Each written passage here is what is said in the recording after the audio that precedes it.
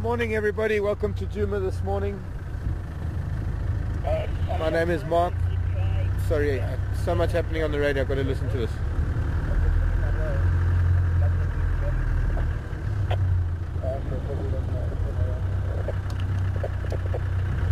There was a lion on this road last night. Anyways, our internet server went down in Hoedspruit last night. And they lost power. They still don't have power, so they're running on generator. And it has meant having to restart all sorts of things. But welcome, I'm glad you're with me this morning. My name is Mark. Seb is on camera. And Tara in final control. A bunch of the guys are just off to our north in Buffelshoek, tracking some animals. I'm on this road, Buffelshoek cut line, trying to find tracks of the same individuals. Stations in Galang Konzo, Buffelshoek cut line heading west.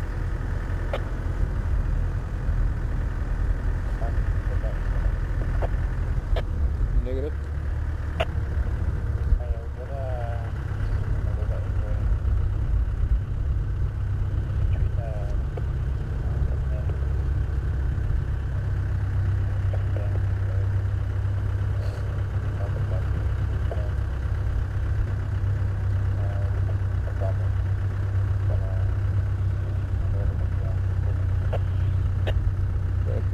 Thanks, Andrew.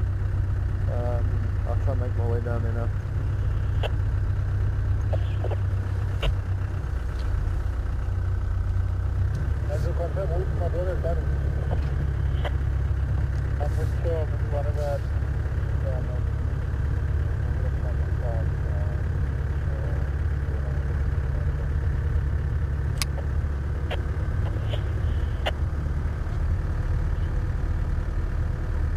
Interesting.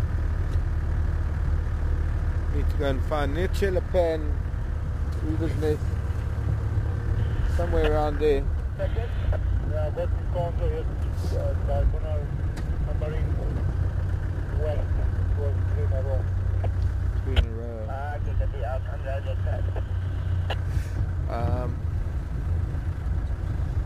So, Ephraim coming?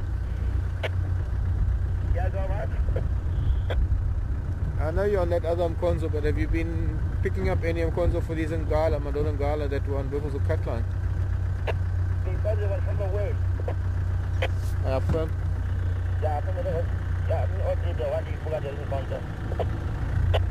Okay, where does it go? Up onto Buffelshoek?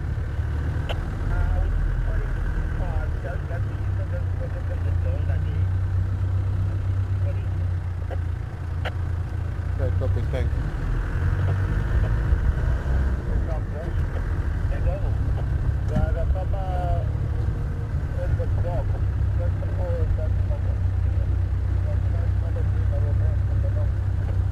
I wish I knew where 3 in a row pan was.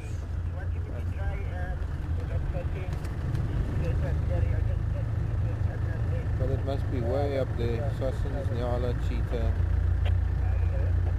This doesn't have 3 in a row.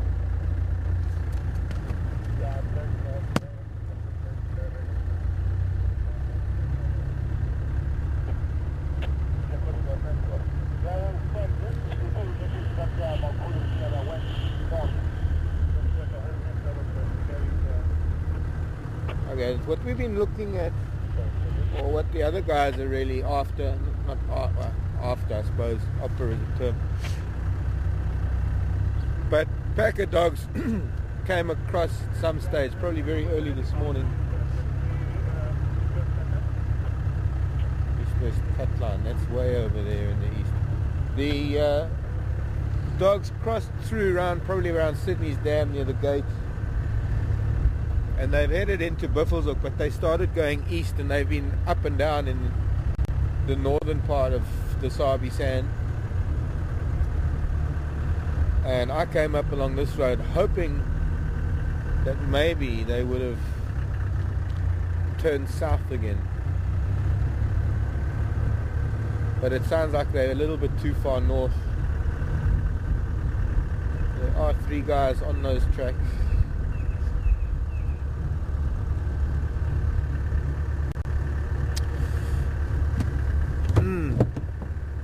exciting morning. A little bit overcast, a little bit cool from the rain that we've had. We had a very hot and humid evening last night, which is par for the course that precedes a thunderstorm.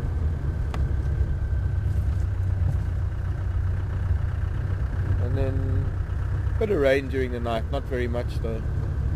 And also another little bit of rain this morning. There's some tracks of something being chased over here now, coming from the south.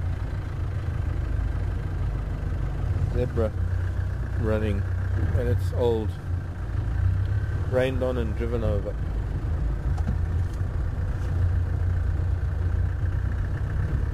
So what I want to do now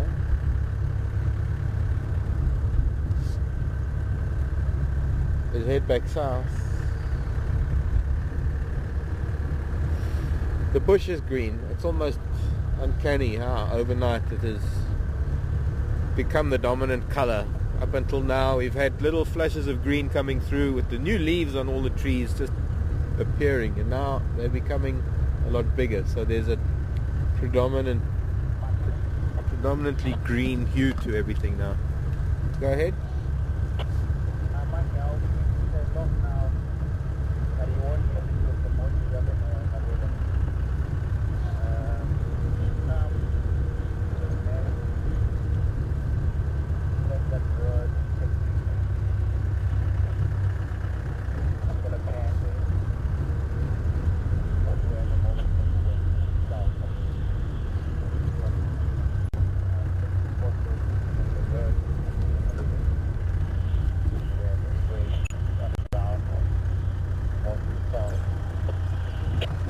Thanks, Andrew.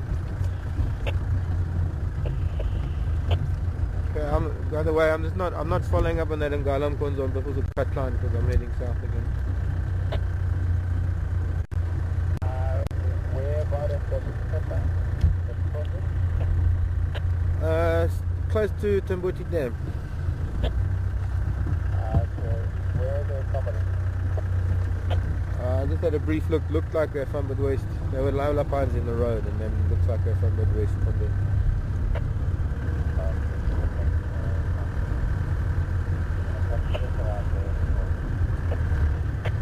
Yeah, maybe I'll come back this way after Ingwe.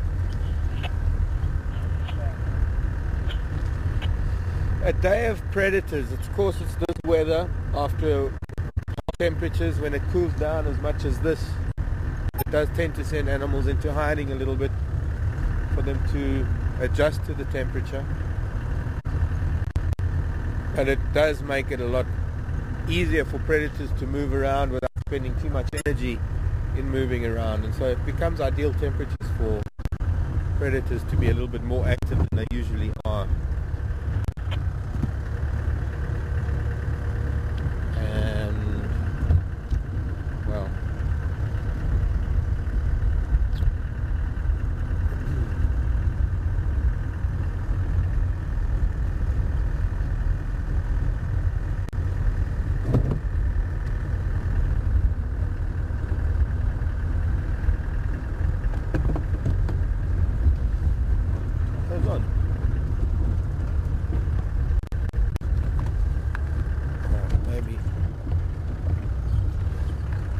HDMI cable.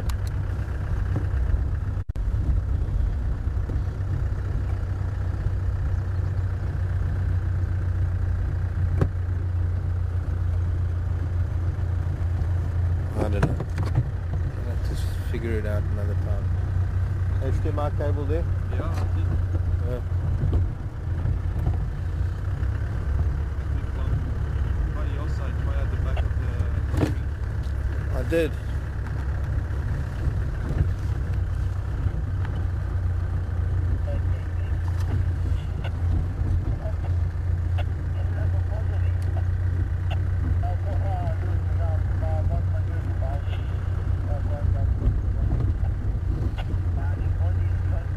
Well, the problem is it's saying PC, so why is it on PC? It should be on HDMI. DVI, DVI, there we go.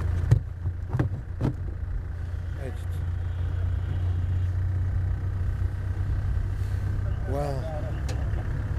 Urin?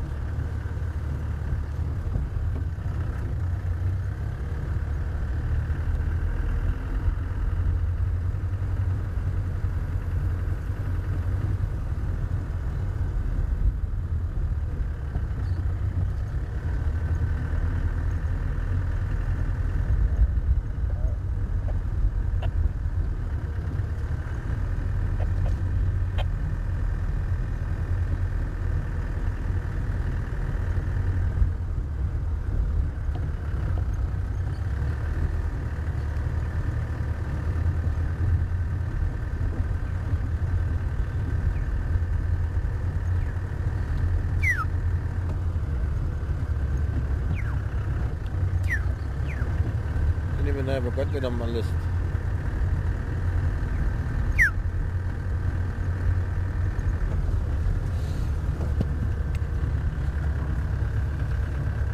Happy Halloween.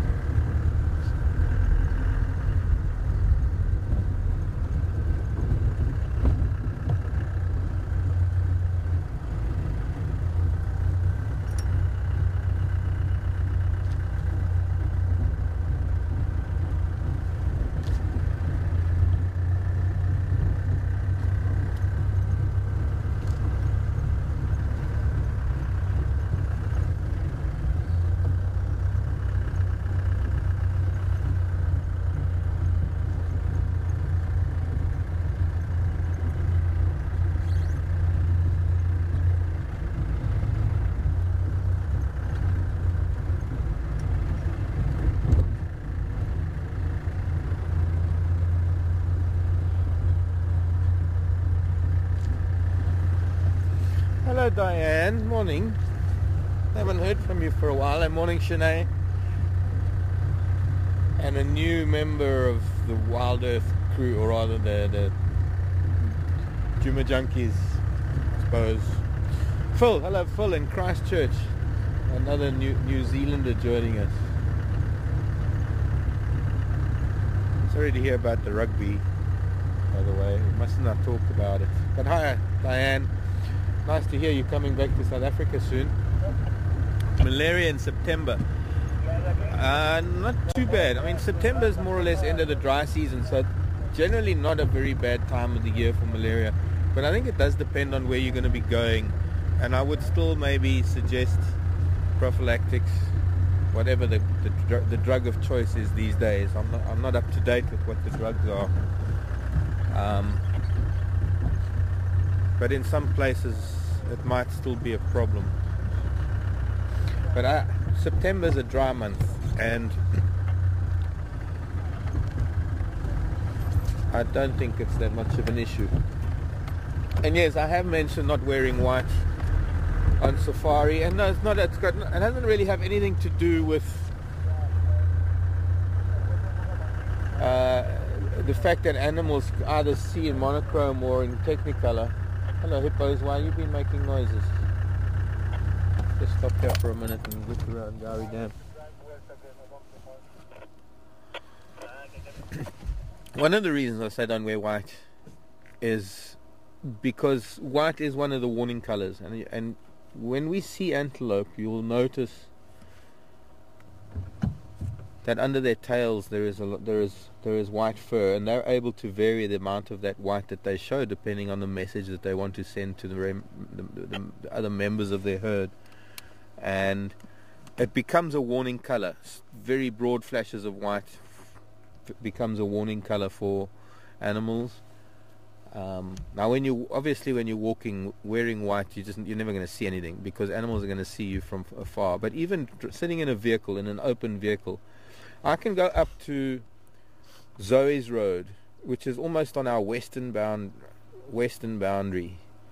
and I will be able to point out to you if somebody was driving on a vehicle in a white t-shirt on Cheetah Cutline on our eastern boundary. It would come through so easily, so brightly. And When you're driving through the bush, an animal just sees that flash of white, they're going to react to it. They're not going to... Well, let's just put it this way. It's the one color that penetrates the bush more than anything else. And it's not a wise color. One has to try and blend in. And for those animals that see in monochrome, obviously there are some colors that wouldn't really matter. In fact, some of the colors like blue are just as good as khaki. It's just that if you're going to some countries where there's, or some areas where there's certain biting insects, blue happens to be the color that they go for. I mean, tsetse flies. You're going to East Africa, you don't wear blue, especially a darkish blue, because that attracts the tsetse flies more than any color. And granted, there are animals that are blue, but it's something about blue that attracts them. In fact, to such an extent that in Botswana back in the 80s and early 90s, and I don't know if they still do it now, but they put up these tents. They looked like little two-man camping tents, but they were actually tsetse fly traps. Or was it Tanzania? I forget now. Might have been both. Aha. Could be a conflict between these two. Suppose. Let's see what's going to happen here.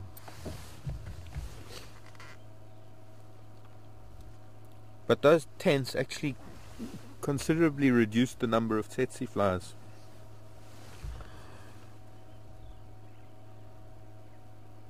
Black is not a great color because black is just, it gets very hot. I mean, it attracts the heat. I know that white is a really cool color because it reflects heat. But when you're talking about the lighter greens and khakis, they're just as good. And you can't help what your fellow travelers wear, but if you can wear neutral colors, you possibly have a better experience for it.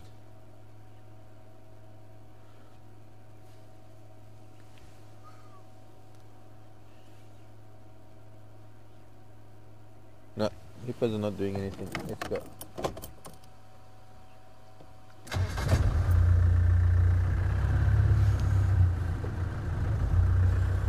Not yet, at any rate.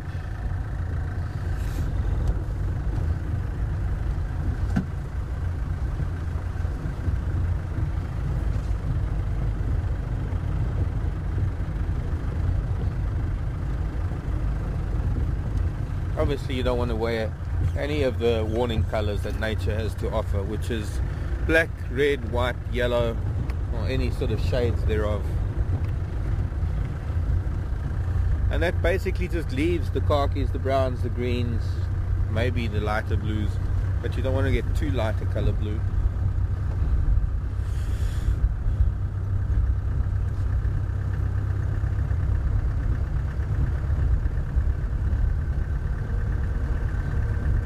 Twin Dams Road, we're heading south.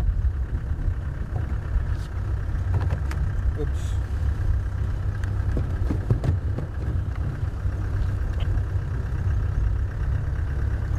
Mushrooms. Now, one of my mushroom books came, but it's not the mushroom book that I have in the Cape, and I can't seem to find it. I'll have to try and contact the publishers in Cape Town straight to see if they're still publishing that book. The little book that I got now, it's got a few mushrooms in it. In fact, I got two little books. But they're such general books that to find the mushrooms that we have here, I know I've got photographs of some that I can't find in any of these books. But it's that time of the year to start looking and photographing these fungi again. Hello, Mr. Marler. What are you up to?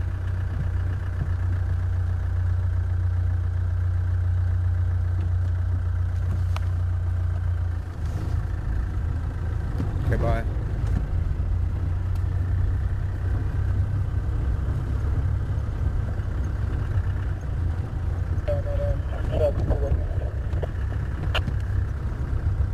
Okay, come in. Now we put us on my way.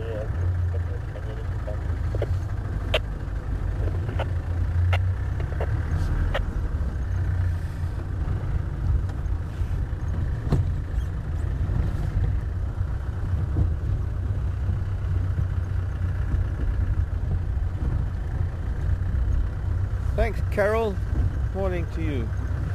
Carol saying that in Tanzania they hang blue cloths on trees. Yeah, but then it must be Botswana that they have these tent structures. But yes, they are very effective in drawing tsetse flies. If I remember correctly, we had blue things in Salou as well. It helps a little bit. I think one of the things that helps with tsetse flies is their breeding cycle, the method by which they breed. And although they're flies, they have rather a unique way of breeding. And if they were to breed like normal flies, in other words, lay hundreds of eggs,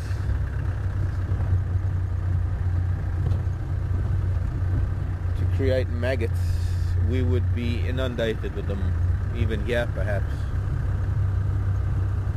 But they only produce one egg, one larva at a time. And believe it or not, the larva actually incubates inside the female's body. So she doesn't lay eggs, she actually she gives birth to this larva that burrows into the soil and becomes a pupa almost immediately. And it has to be a very specific type of soil. So when you are in East Africa and you're driving around, when there are very sandy areas, almost like river sand, those are the areas where you're going to be hounded by tsetse flies. And hopefully those are the areas where they're hanging the blue cloth.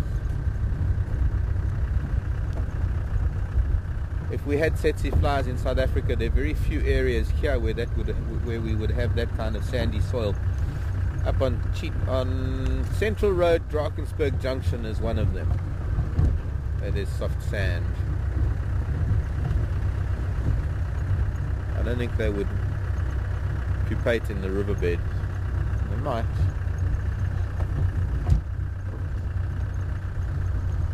The dry riverbed. Oh yeah, it looks like the herd of buffalo might be here.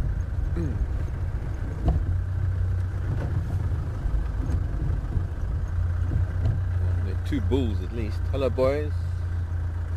Maybe not a herd. So we could call 2 a herd.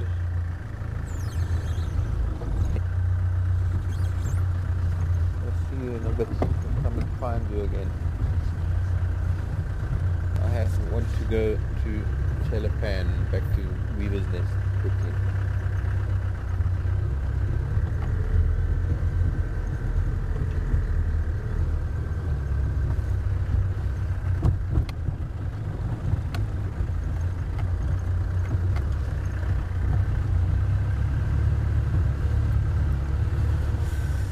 Sure, suddenly my stomach's hollow.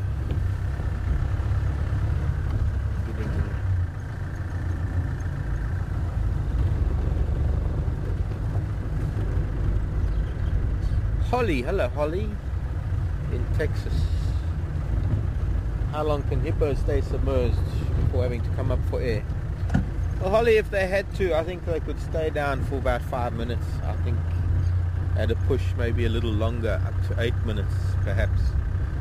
But when hippos are in the water, and especially when they're sleeping, and it's a natural reaction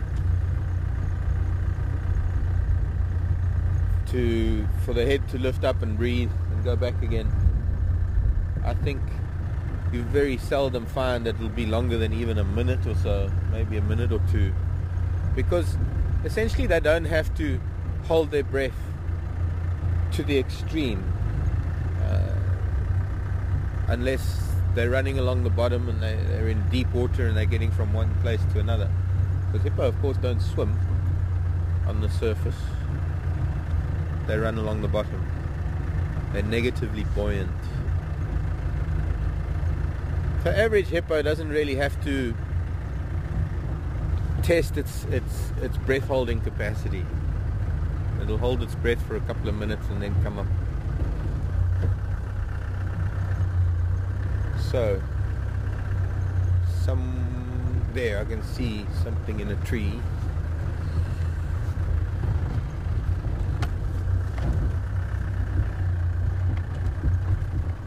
wonder who this was.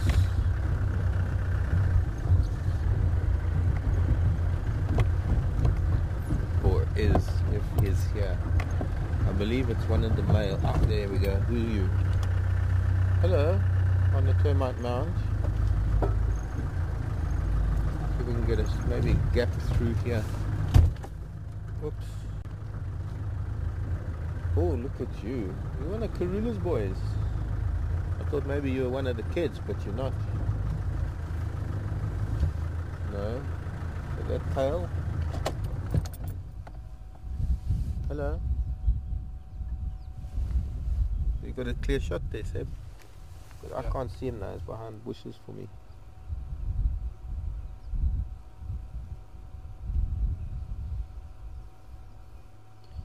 Daddy. I think it's Daddy.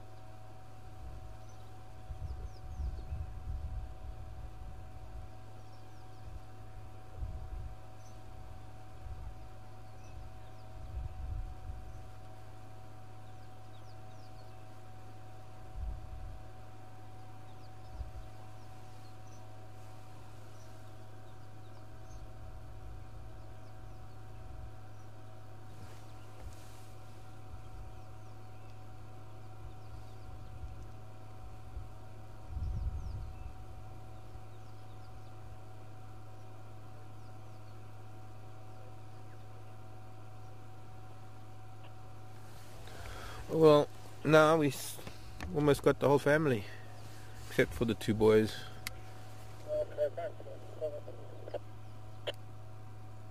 What's interesting is there is a duiker in a marula tree up ahead of us, and he's not feeding.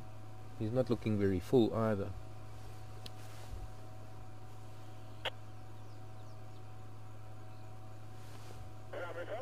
I don't think I said the name, so I can probably use this. The name of this animal. I could probably... I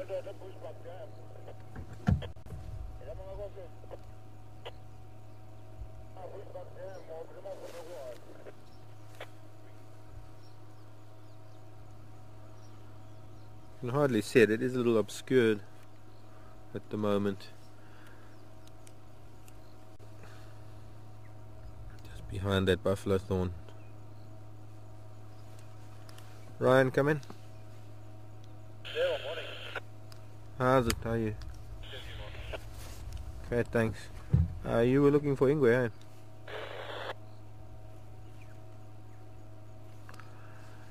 Between Chelapan and Weaver's Nest on Chelapan Road. Not copying you very well.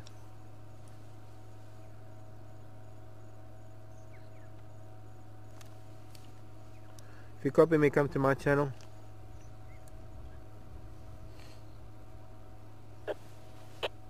Copy me. Yeah, well now I'll get you. You're done on Chelapan Road. Alright, okay.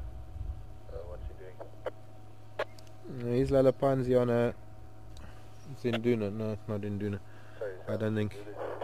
He's on a Shadula. There's a Munti in a Mkani. Alright, okay. Alright, nice one. Is it in Duna then? You guys have any luck with those Dutch yet? No, the guys on them Konzo up on Buffelshoek. Right, copy. Thanks, man. Your dad, relax. Yeah, he's, at the moment he's asleep. Tara's saying he's in Duna, but I must check again. Right, okay. I'll give you a shout in a little bit. Thanks, man. I can't see him properly because he's behind this bush willow for me, so I haven't been able to get a look at him other than on the screen, and don't know, corner of those eyes didn't look. There's that heart shape.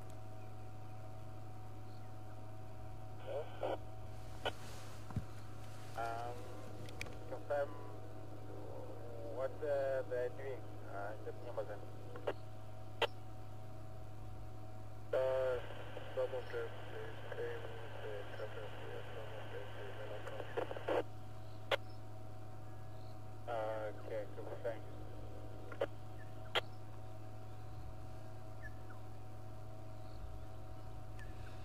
Racer, Joanne,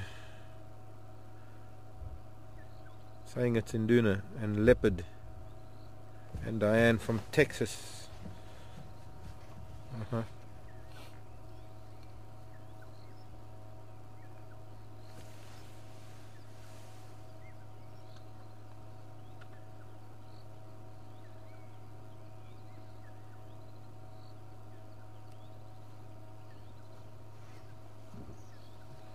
Not convinced.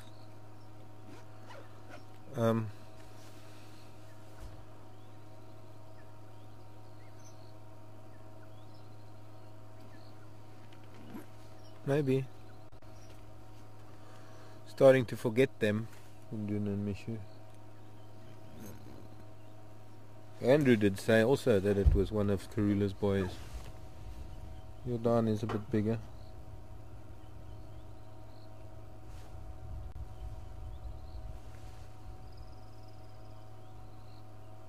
Suppose there's that marking on his forehead.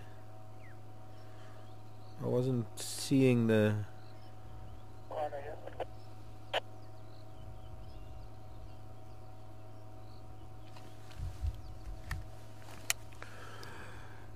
Tex, did you have any luck with that, Madash? I'm on my way there, but I'm sure I've got the push back down. Okay, thanks. Okay.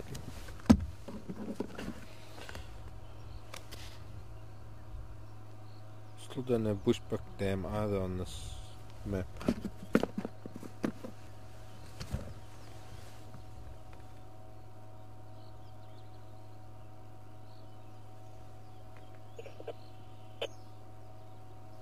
Induna then.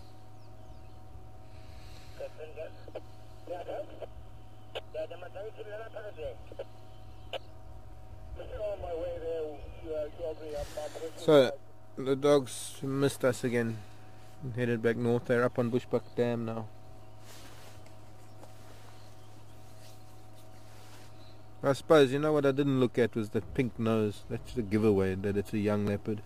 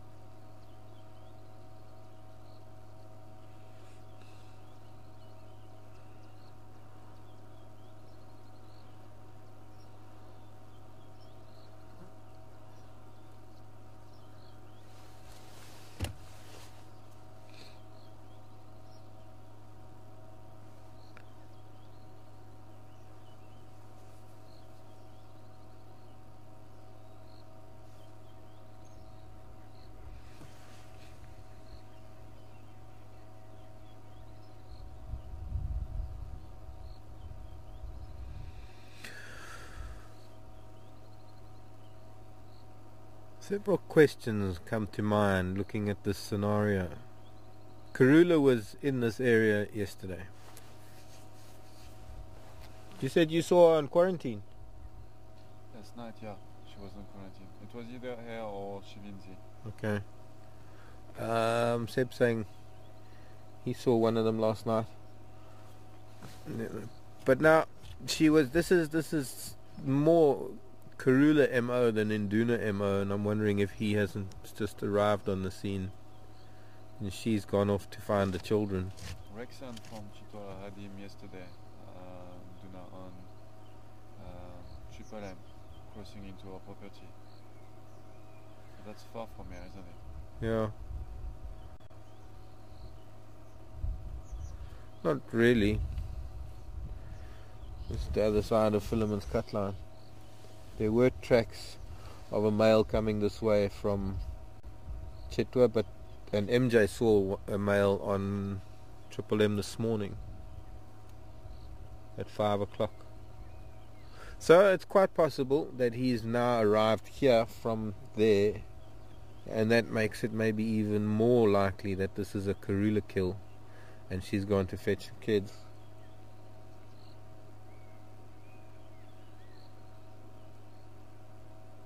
Wasp just flew past his face. One of the spider wasps. Well, slowly we're getting the whole family together. Karula and the 2 children yesterday. This little one this morning. Going on to his 3rd birthday.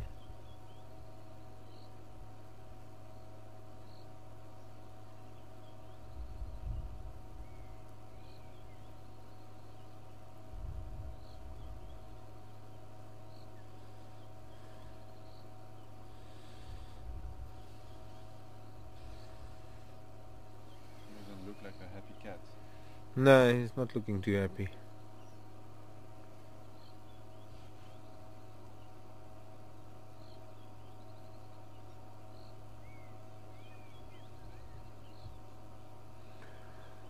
See, I'm wondering if he even knows that there's a kill in the tree.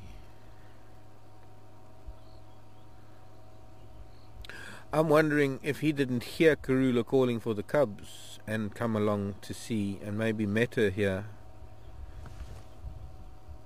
Oh, so you don't think the kill is from him? I don't know. Might be. I'm just jumping to conclusions that might not be anywhere close to what happened, but I'm thinking if he was seen coming over from Triple M, unless it was another leopard,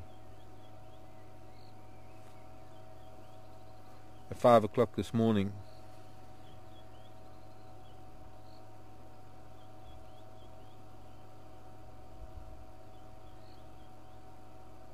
well, he's yawning. He might be getting ready to move about a little bit. Let's see what he's going to do. He's looking back towards the tree. It could be his. Thing is, he's not looking very full. And he's licking his lips when he looks at me. And I can't see much of that carcass. That looks pretty fresh. Doesn't look like much. I'll have to go closer and have a look.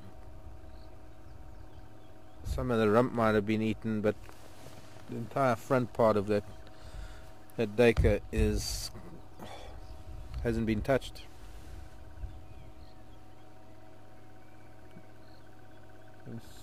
Oh, got a thorn there, boy. Stood on something.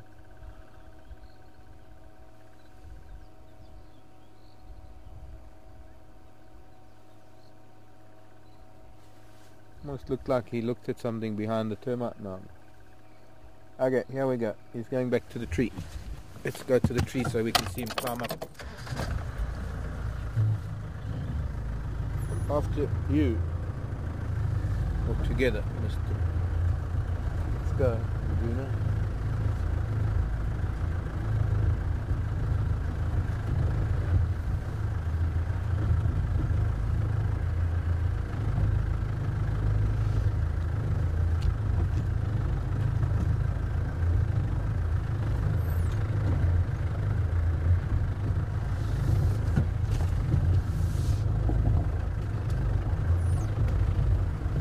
Nice tree. Oh, could well be his then. Is that good, Seb? Okay. They're good. Yeah.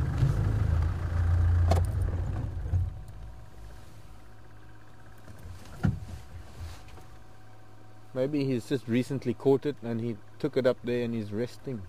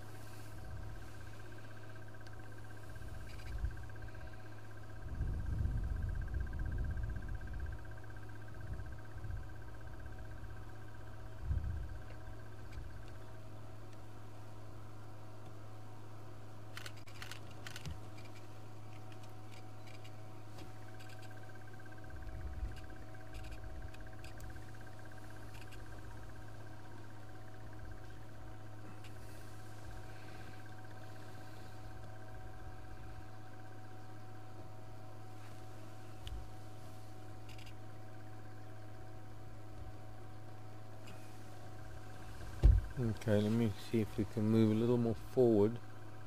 No, maybe we'll just wait, see where he's going.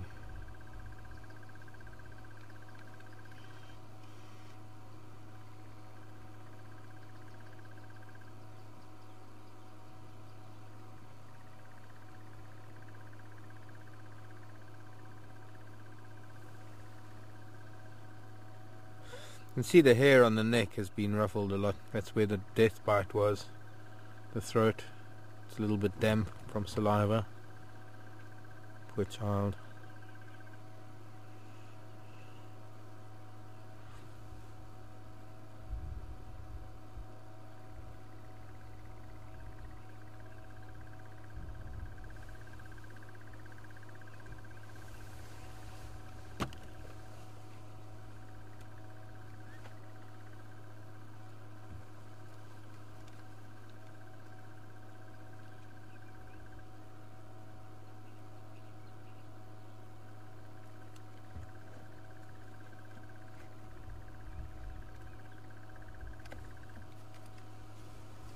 I station made a mistake. The Singwe is in Duna, not Jordan.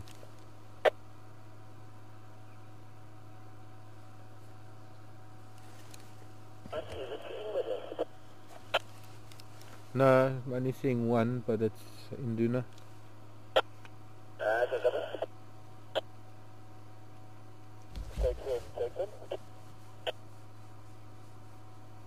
Actually, you can see some of the blood coming down the tree here where he must have taken it up.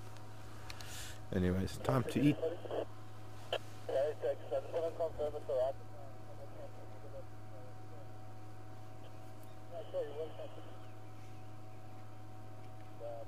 Someone, Gary, mate, coming towards Twin Dam.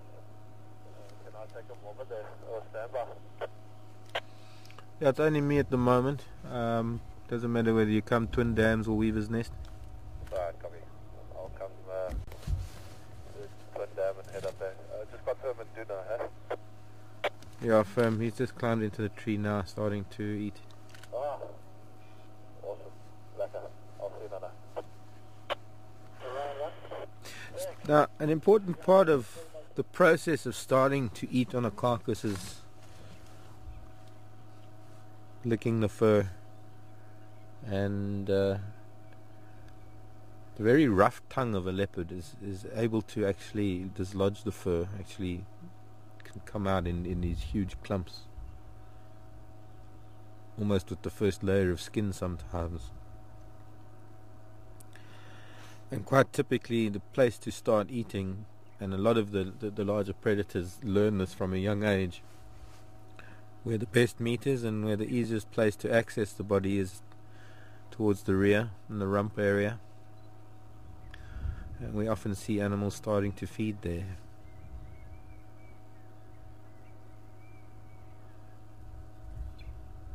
This might have nothing to do with Karula whatsoever. It might just be that he was here. I think it could be that we will never know. As it is, he's up the tree, he's feeding on it. The way he's licking it tells me that I don't think he's fed any on it at all yet.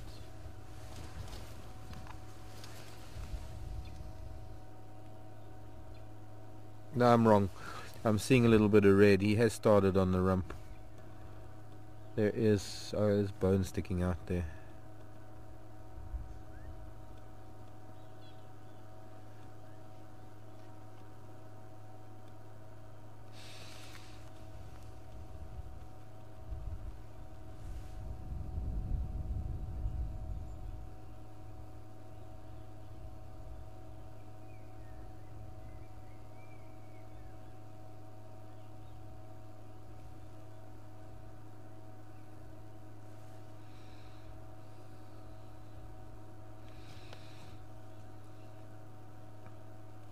Starting to get that flap of skin on the neck, which is typical of male leopards when they become adults.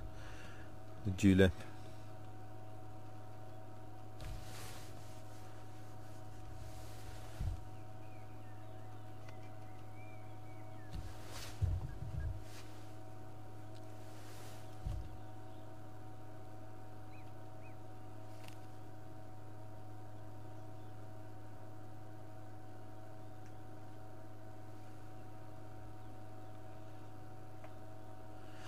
And now that he's standing, you can see his stomach is a little distended, just a little. So he probably... Whoa! Isn't that just so typical of you, Induna? You see, that's why I don't think it was his. Even at this age, he's still clumsy with a kill in a tree. To have draped it like that up top there.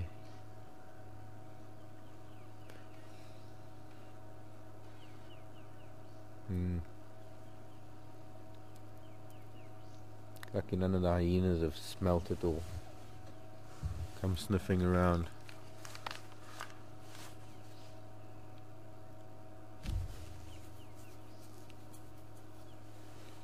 Beautiful shot of him.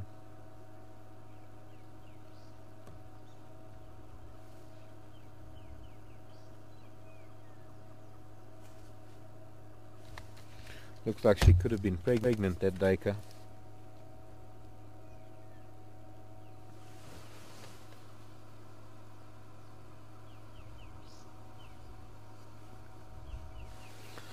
That round belly might have something to do with bloating after death, but I'm thinking, because I'm seeing swollen memories, I'm thinking that Dacre was pregnant.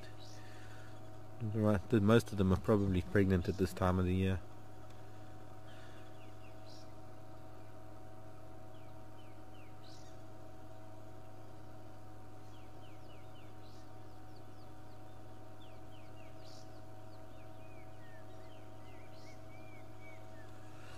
Hello, Elizabeth. Asking if it was Mishu or Induna that was having a hard time getting their kills up a tree. Well, it was Induna really. Not so much getting them up a tree. It was he had a hard time keeping them in the tree once they were in the tree. He seems to not have grasped the concept of wedging it in the fork of a tree, or the concept of center of gravity and balance. So what he's been licking is not so much the fur as much as it is exposed red meat.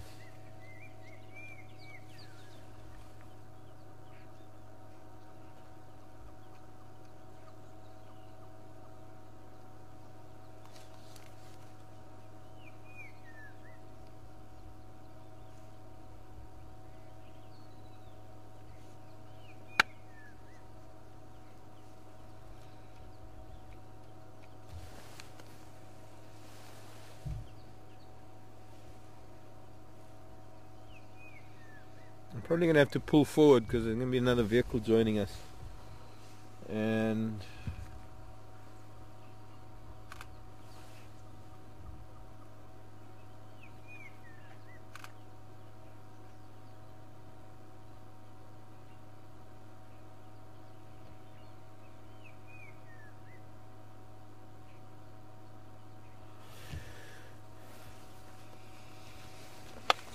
I'll wait till he gets here.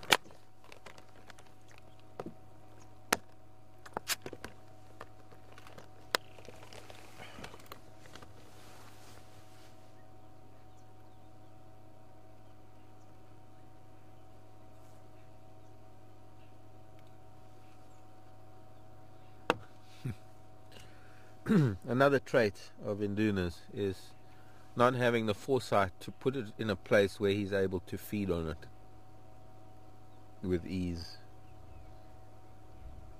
It's an easy tree to climb. It's an easy tree for a leopard to take a kill up the tree because it has a slight slant to the trunk. Actually, looking at the trunk, there are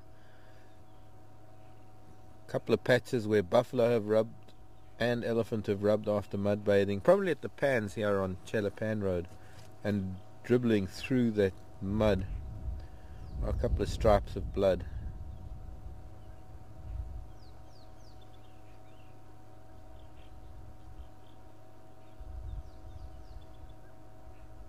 So it looks like the kill was taken into a tree relatively quickly, or shortly after it was killed. Of course, the blood coagulates after death. And if it was on the ground for a while, it wouldn't have leaked the blood on the way up the tree.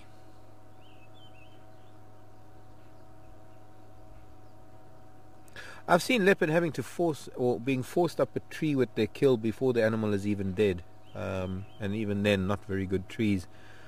Times when hyena have been so hot on their tail where I've been present with the kill, and as soon as they, what are you going to do now? From there you're going to, I thought he was going to try Induna. He's going to bring it down because he, Oh. you're going to feed there now. Why did you do that, now? Because he can't balance in a tree to eat on it, so he's...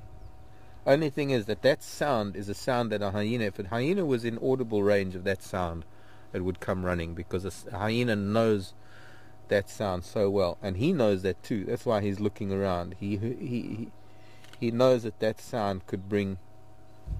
Maybe he's just looking, maybe he'll take it to another tree. He's looking around also. Maybe it's to find a tree that might have better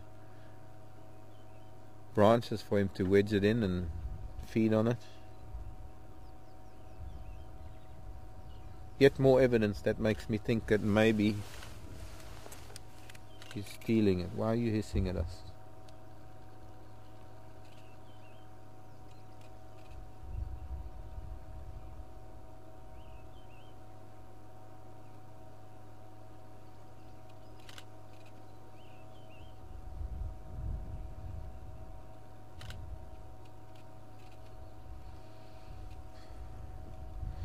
Mashugana. Was machst du?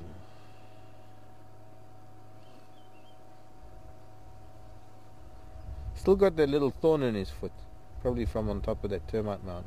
Yeah, why don't you hide behind the termite mound? I mean the tree.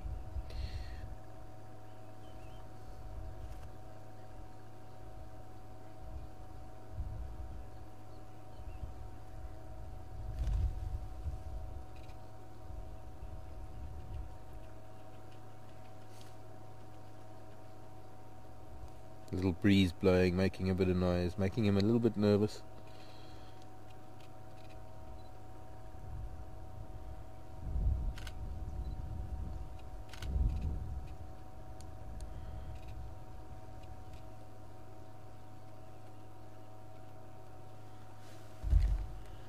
Hello, Holly, Texas. Would a leopard go after a hyena, or vice versa, for feeding on? Hyena, yes, would probably go for a leopard. Leopard wouldn't really go for a hyena, unless it was a really small hyena. But I don't think leopard would feed on the hyena.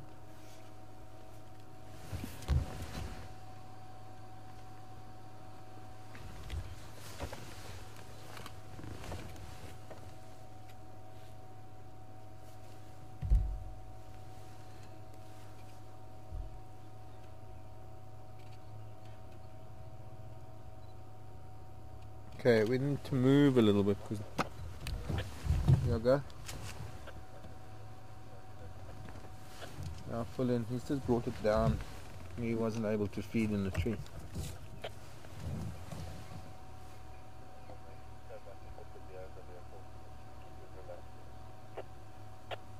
Okay, copied.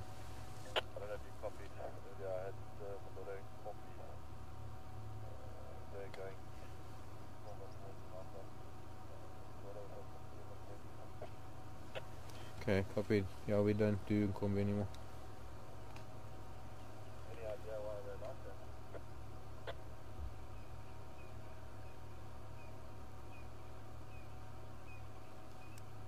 that? What's like what? Have you seen that they got a Nkombi that was used No, can't think of it. Unless it's a hernia.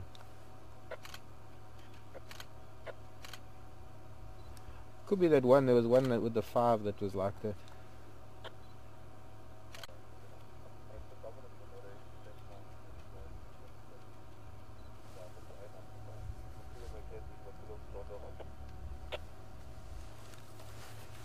Yeah, possibly scrotal hernia. I don't know if it occurs in Nkombi.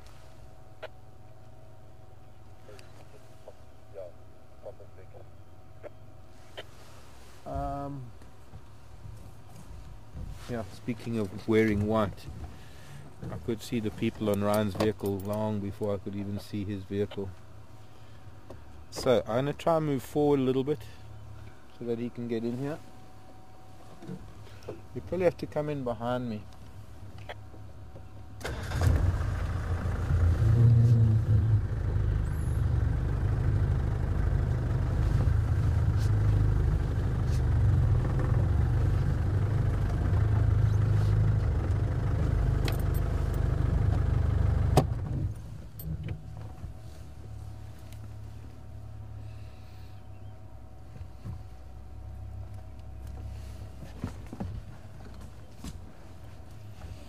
Hello Donna in Nebraska, good question. If it was Karula's and she's gone to fetch the cubs and she comes back, would she back down because he's now on the kill?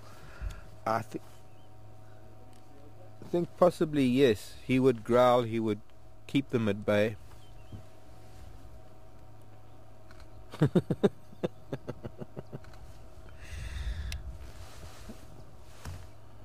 Chewing while looking around.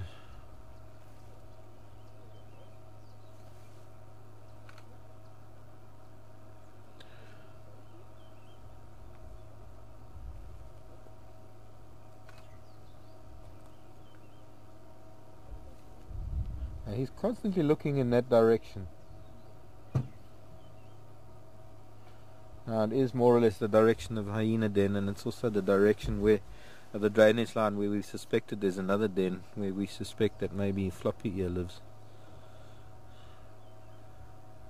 Not sure, but he tends to mostly look in that direction.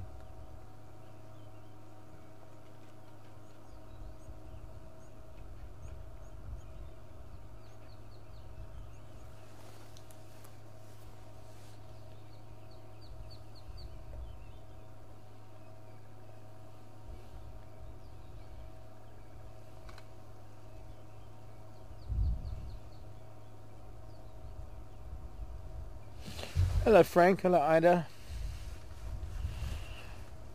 Why do leopards lick their prey? Well, two reasons, possibly more. One of them is to get the fur off so that they can bite through the skin. But once they have done so, they'll lick it to get to the blood, the moisture, the salt content of the blood.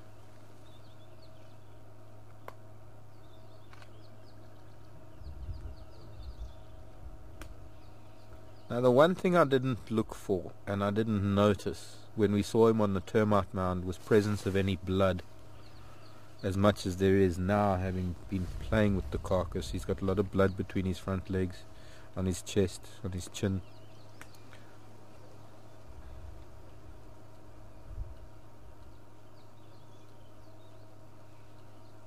Induna taking a deka. Looking over his shoulder because maybe mom's coming back rather than hyena.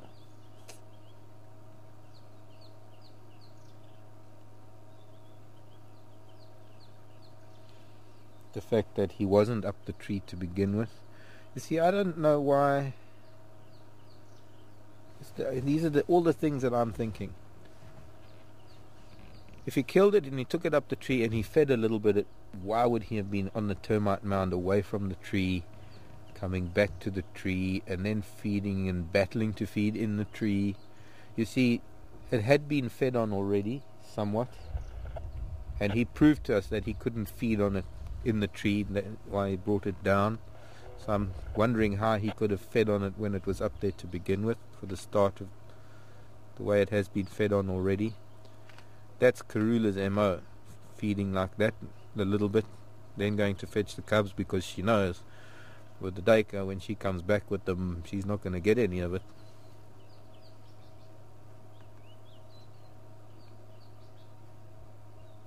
There's just a couple of things that don't add up here. That's why I think what I think. I might be wrong. You see, the other case scenario is that he killed it, he took it up the tree, he managed to feed on it a little bit, came down the tree, went to lie on the termite mound, waited for a while. He didn't look like he was out of breath at all.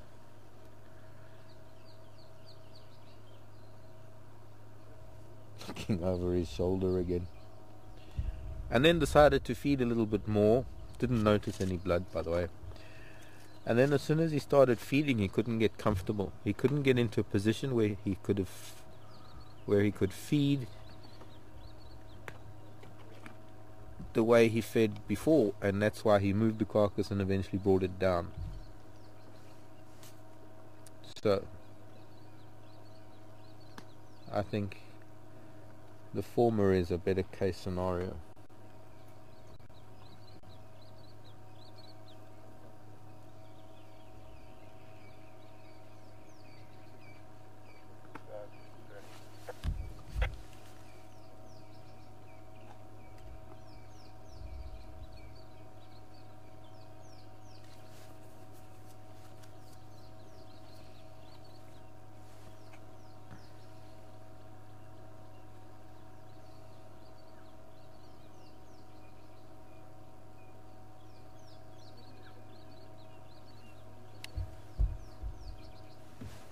Hello, Miss Chris.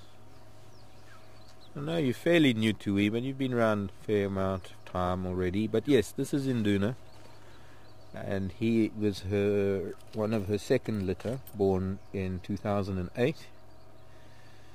Will be 3 years old now in November. Brother to Mishu, older brothers of Shivambalana and Shivinzi.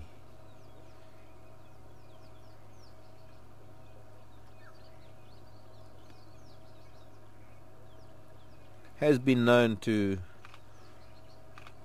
hang about and get some of the kills of both his mother and his father. We've seen him on Karula's kills before with her children, with the two new ones, and we've seen him on kills with his father.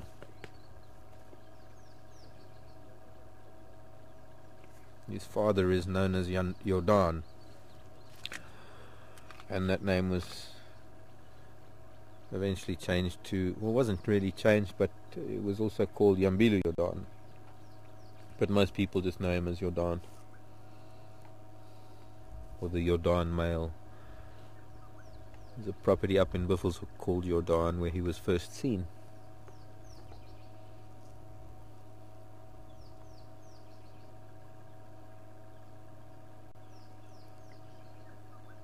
See, also Karula was hunting in this area. I mean, where we saw her, where Seb and Tara had her stalking that steenbuck last night, in a straight line, only a couple of 100 yards away. And we know how determined she is, and we know how good she is with the likes of Duiker and steenbuck, particularly Duiker.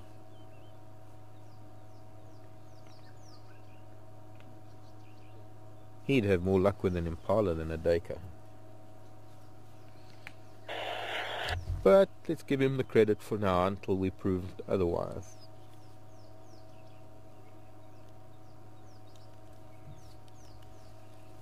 Dung beetle just flew up behind him and actually gave him a fright.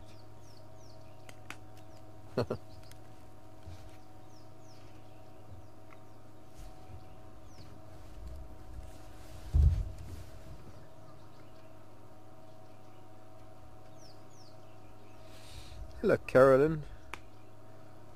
The big cats digest bone. Some of it. I've taken bone fragments out of dung from lion, where you can see that the stomach acid has etched the bone, but it doesn't stay in the stomach long enough for the bone to for it to be digested, to the extent that it is digested in the stomach of hyena or crocodiles. Hyena particularly. We're talking about large mammals.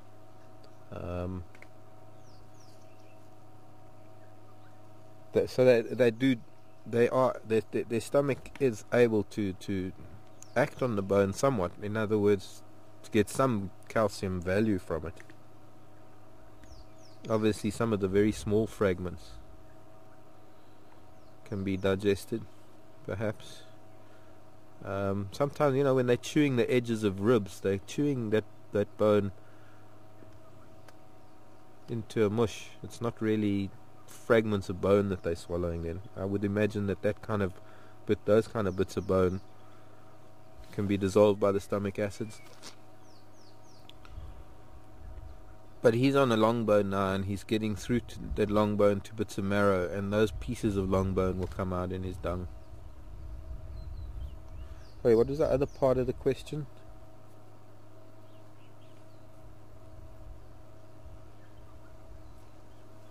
Can animals get sick like we can? Wow, look at those teeth. Sure. He's becoming a saber-tooth. Yes, animals can get sick like we can, but not the same sicknesses, obviously.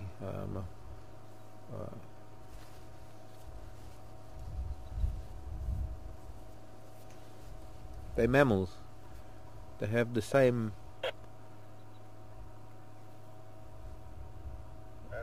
basic internal body structure as we do. We're all the same. They are affected by bacteria and viruses.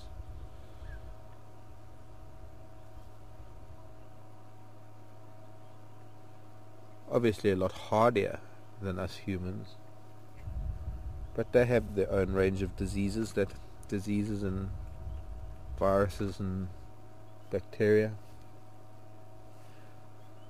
that can cause illness, and that depends whether it's a parasite, whether it's a trypanosome, like a parasite that has a different life cycle in the mammal, and rather part of its life cycle is in a mammal, and part of its life cycle is in another animal, like a snail or a fly or another insect. Ticks, fleas. Ticks carry a lot of bacteria because they engorge themselves with blood, and blood is one of those things that bacteria starts affecting very, very quickly. And there are a number of diseases, or rather a number of bacterial infections that can affect animals that are vectored by ticks.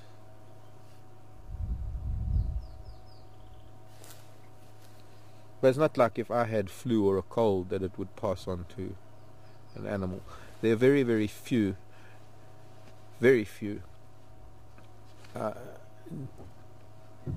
illnesses, diseases, or things that can be transmitted from animal to human, and vice versa.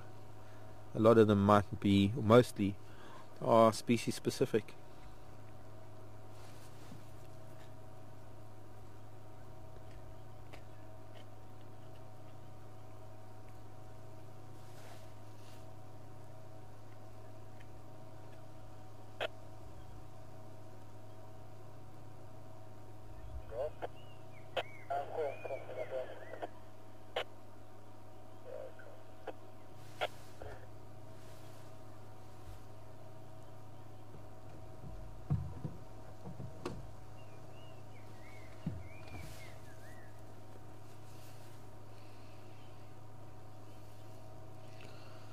Hello, Randy in Iowa. Commenting on how neat leopards are as eaters, possibly licking the kill so as not to get blood all over them, so they don't carry the scent of the kill.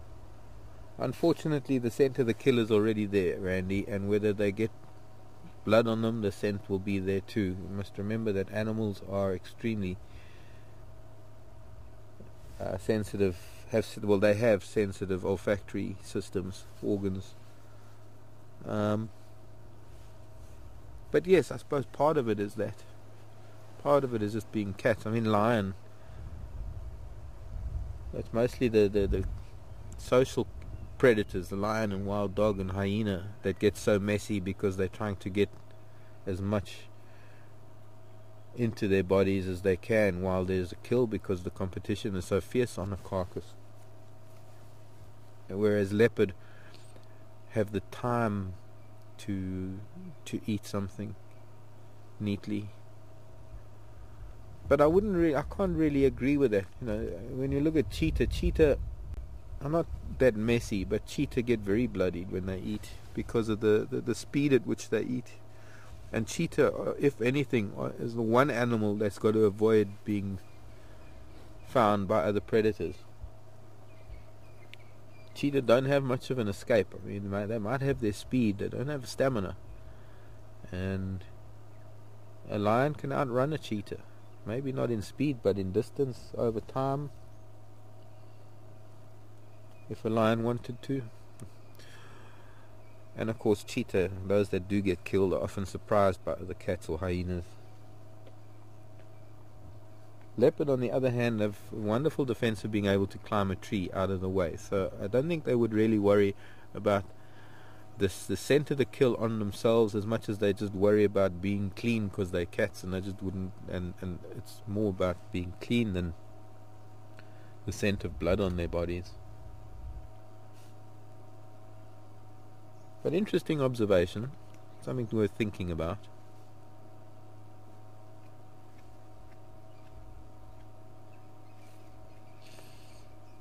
You see, he's always looking in that direction. And that is the direction where the cubs were. That is the direction, if my theory is correct, Karula would have walked to go and fetch them.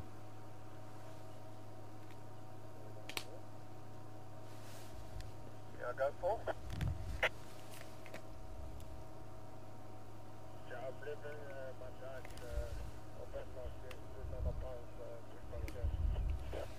So those dogs are lying down at Bushbuck Dam. We're not going to be able to see them today, unless they come down to Cheetah Cut Line later.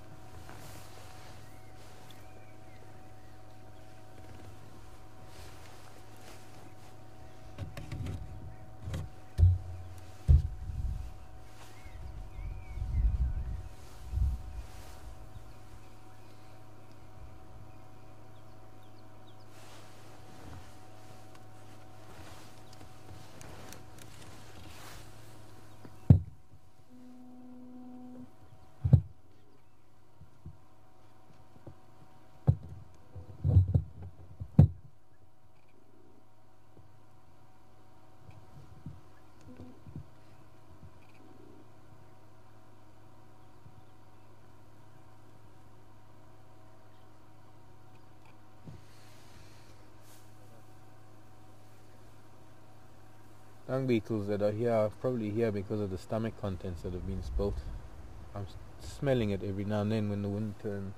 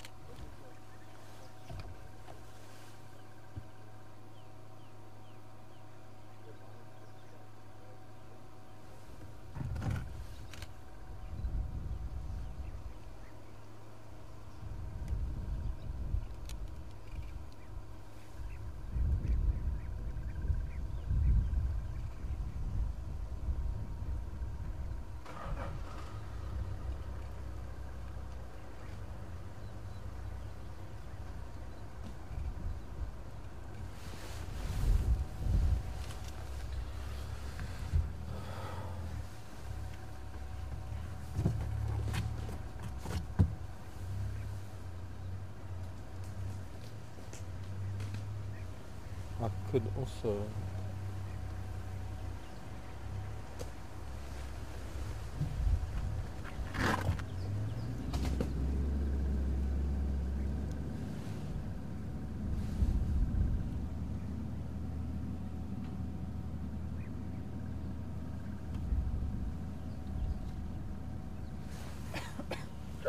to stop for Shikama Yalaga.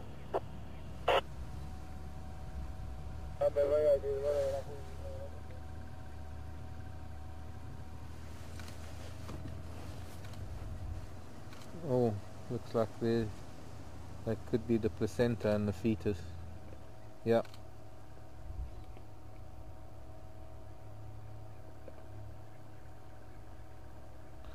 Frank and Ida,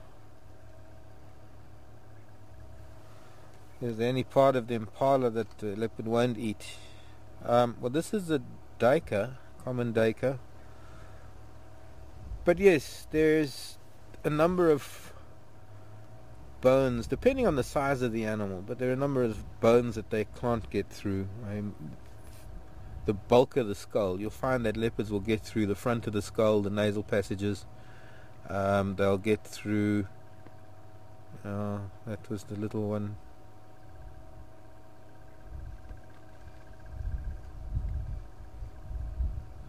It was almost full term as well. So he killed 2 duiker here.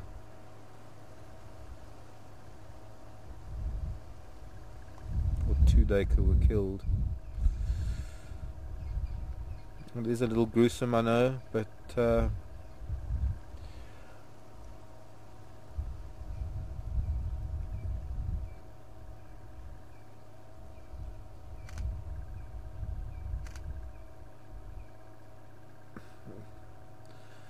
life and death in Africa. Life taken before it even becomes a life.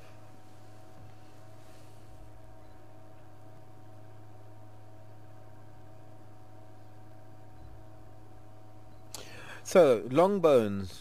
You know, in fossil records as well, you will find, even from the ancestors of leopards, when you go to places where humans haven't disturbed the natural processes for several million years, the one thing that remains of most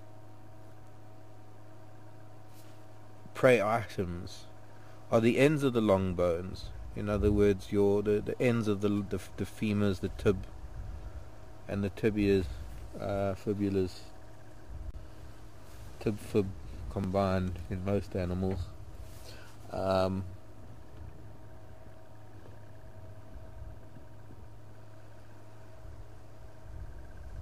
Areas around the skull, and they get into the brain case, they eat the front of the skull, but most of the upper jaw and the occipital ridges, the zygomatic arches around the top of the skull, they don't eat that. A number of the vertebrae they won't eat. They will eat the ends of the ribs. They'll eat the middle parts. They'll break through the middle parts of the long bones. But as I say, it depends a lot on the size of the animal that they're killing. A duiker, for example, they'll actually be able to get through most of the long bones of a duiker, the leg bones, and they might even be able to get through most of the vertebrae.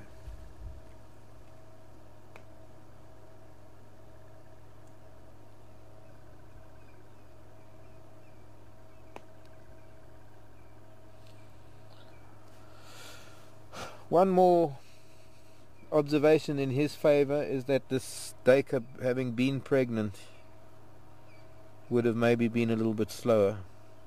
I think it does slow them down a little bit. And shame. This isn't a very pleasant thing to observe, but when you live in nature, and the whole purpose of our existence is to show the world what nature is all about, we can't censor it.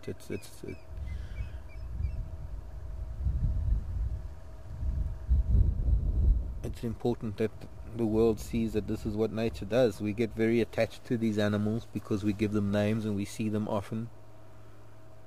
But at the end of the day, they are still wild, killing machines.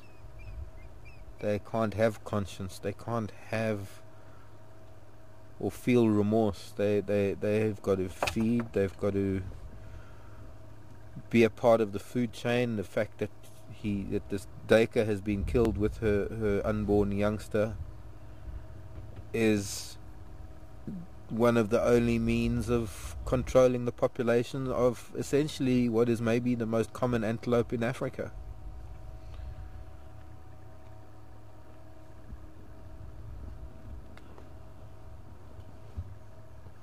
Or the most widely distributed.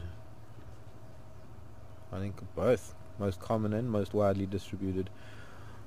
Impala might be the most numerous, but impala are not as common or as widely distributed as the common or grey Dacre. And the fact that it is a solitary or a monogamous species, and they live in relatively small territories, they're relatively small and shy antelope, means that they're not really seen that often, but their numbers are pretty solid. I mean,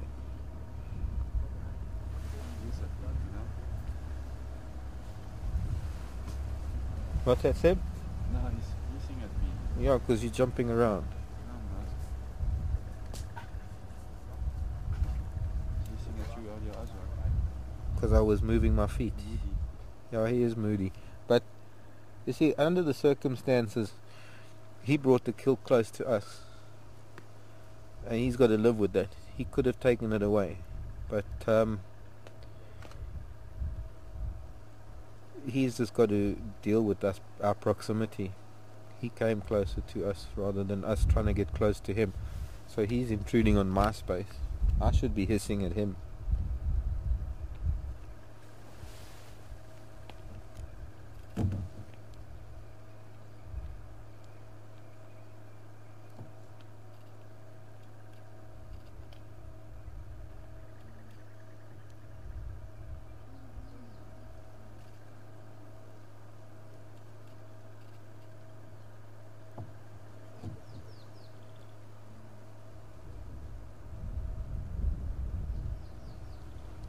I hope I don't drop my camera.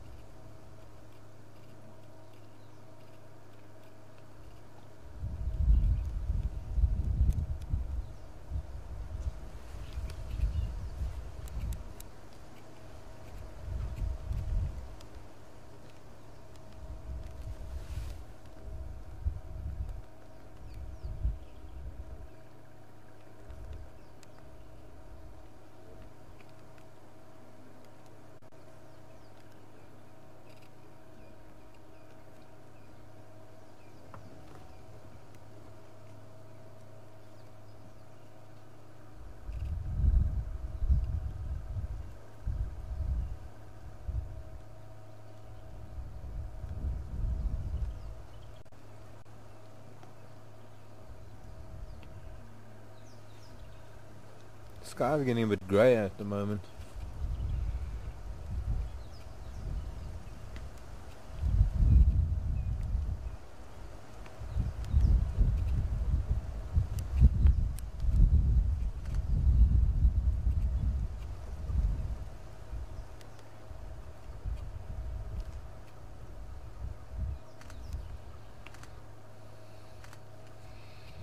Hi again, Diane. What are the chances of him taking the kill back up a tree if he's finished feeding? Pretty good. I mean, the chances of him taking up the tree are also inversely proportional to the chances of, or the likelihood of hyena or something else coming by.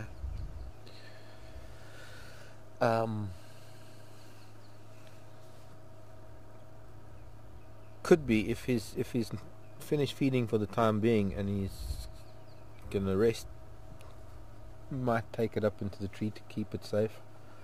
But it is daylight and there's less likelihood of hyena coming by now in daylight, so I guess it's a wait and see kind of thing, see what he might do.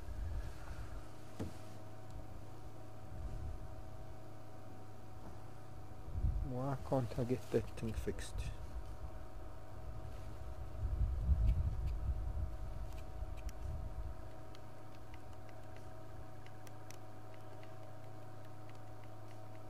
That's why.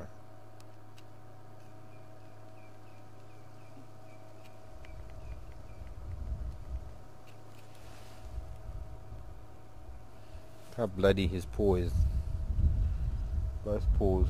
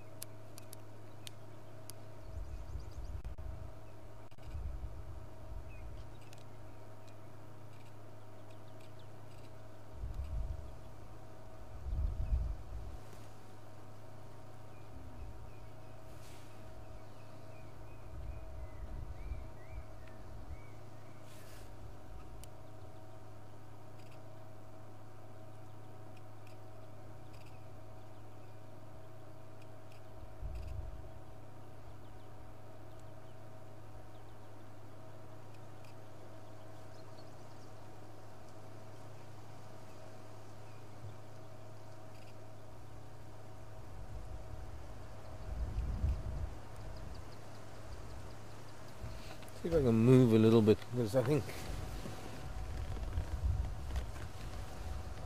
I'm just going to move forward a bit. The guests behind us see, because I think that their view's blocked now. Hello, Laurie, in California. Don't look at me like that, dude.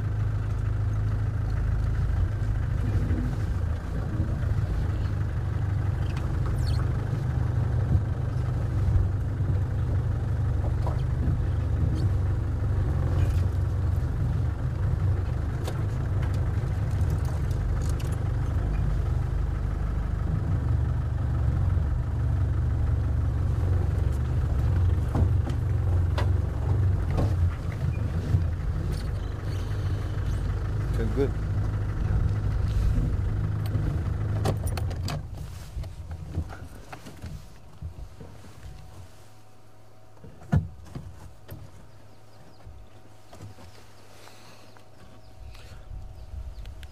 Laurie's just commenting on where the cats tend to start feeding on the carpet.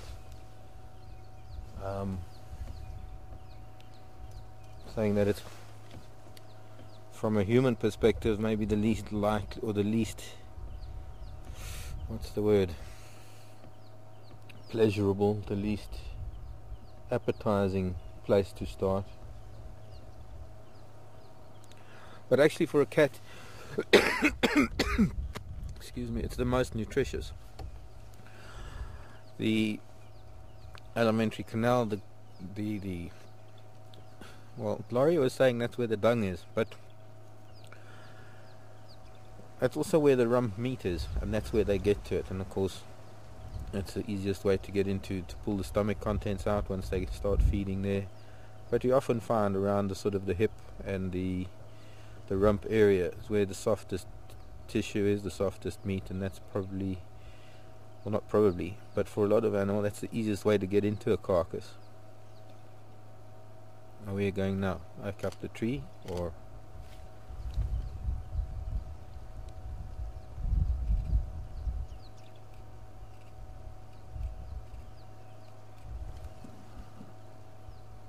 maybe he's just stashing it at the base of the tree, hoping that it'll stay there. I don't know.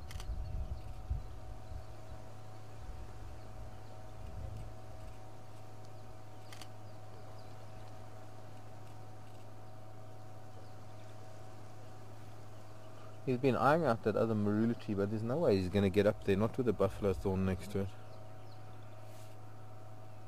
I'm going to try and cover it up now.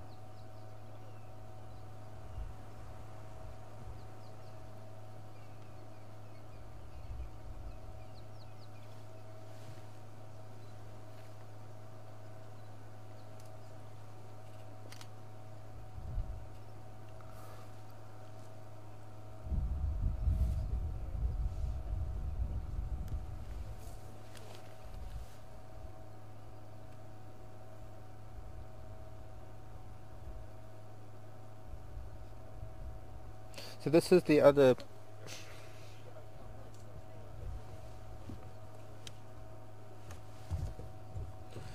thing, Randy, about what you were saying is, you see, cats are meticulous, and whether they get blood on themselves or not, the fact is that once they feed, they clean.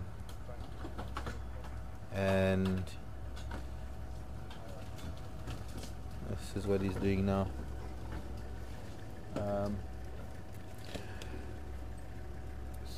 Davina, okay, let me try and think, what was Davina asking, because I had that other thought in my head.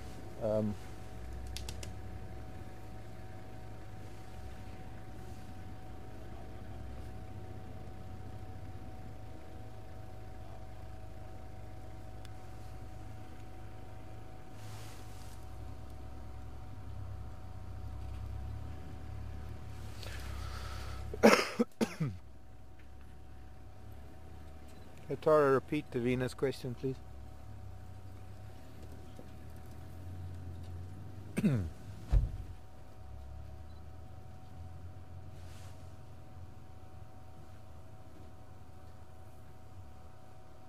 Ah, yes. Will he finish the kill, and how long before it becomes distasteful? Well, the thing is that, is he able to eat all of it, and how long before it's not edible? That's what it was.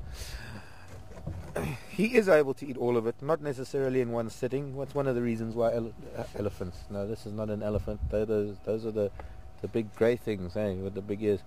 This is a oh yeah, somebody sent in the name earlier. It was a leopard. Yeah, leopards. That's why leopards take their kills up trees, is because they can then feed on them at leisure and take time in doing so. And we've seen even him, in fact, feeding on carcasses that are days old. I mean, that one buffalo carcass, when we had the buffalo kill in front of the lodge last year, the adult, the mother buffalo, the cow, the carcass was lying out there in the sun for days when he found it and came to feed on it. They got a pretty strong stomach for that kind of thing. We saw him feeding on a duiker once in the dip on Central Road, where once the wind turned, that carcass must have been a good few days old as well. He did, and there, funny enough, he did almost exactly the same thing. He tried to get up this leadwood where the carcass was. He couldn't feed on the carcass in the tree, so he pulled it out and he fed on it on the ground, if I remember correctly. Actually, it looks like the duiker's just sleeping now, with its eyes open.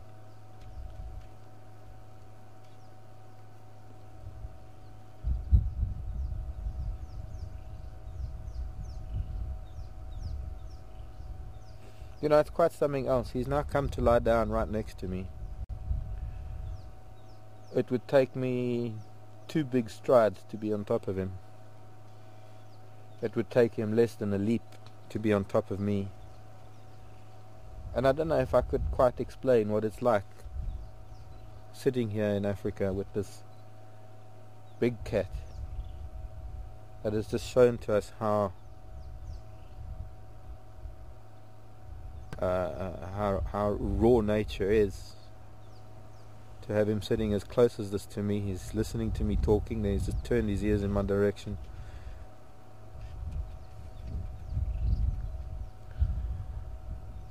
And having enough faith in him that he's not going to leap on me, he's not going to do anything, and him having enough faith in me that I'm not going to do the same to him. We've bumped into each other on foot a number of occasions in camp, in and around camp. I have no doubt he knows who I am. I have no doubt he can possibly, I don't know, maybe scent us. The wind's going in his direction. It's difficult to say because the vehicle does tend to mask our scent quite a lot. But when he looks at us, he doesn't look at the vehicle as a whole. It's not like he squints at the whole vehicle. When he looks our way, he either looks at me or he looks at Seb. He doesn't really, or the camera. It's not like he looks at the steering wheel or the front wheel or the dashboard. He actually makes eye contact with individual humans on the vehicle, so he knows what we are and who we are.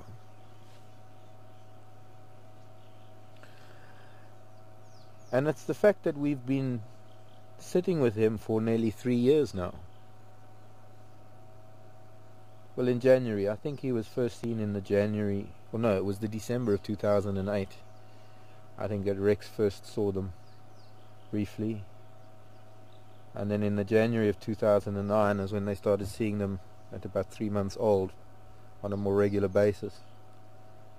It was still, I think, a while before I first saw them. Only in about the March or the April. I know the first leopards I saw here were Tundi and Saseka and Karula, before I saw the cubs, these cubs. And extremely lucky to be able to witness for the second time a set of cubs growing up. The guys here at Vuyatela, for them, they're watching the third set of cubs. Good night, Induna.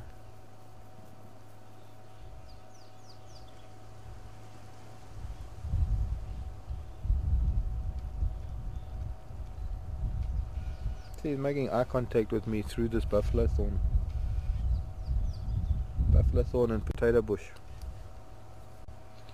and I'm softening my eyes, and then he looks away, which is an important thing, because to keep your eyes open wide staring at a cat is not a good thing. They don't do it to you, so you mustn't do it to them.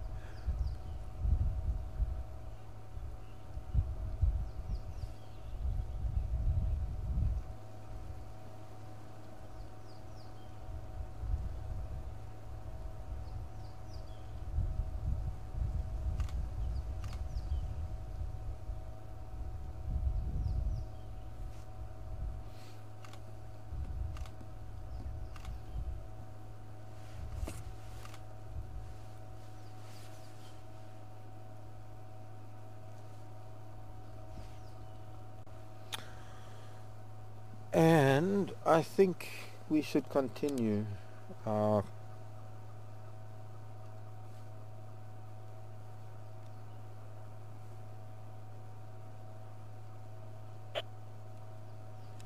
It's 8:30 already. Sure. But we've only just started the drive. He's growling at me. It's almost sounded like a purr. Well, since we started so late, we'll the biggest problem I have right now is that by running a little bit later, we're shortening our charging time between now and this afternoon. But let's run it a little bit longer. I'm going to take a drive up Philemon's Cut Line around Zoe's Road and back to camp. And we'll see if we can see Karula and the little ones either making their way here or somewhere there, or not at all. Any station coming to Lingwe?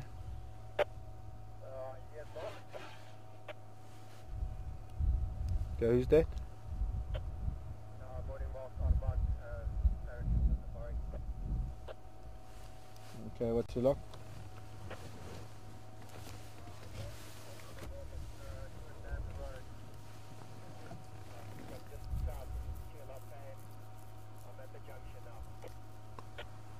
Okay, well if you come up towards Weaver's Nest you should see me. I'm going to start pulling out.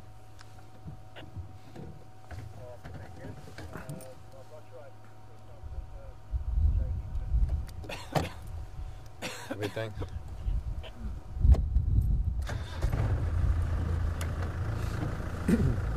Bye boy.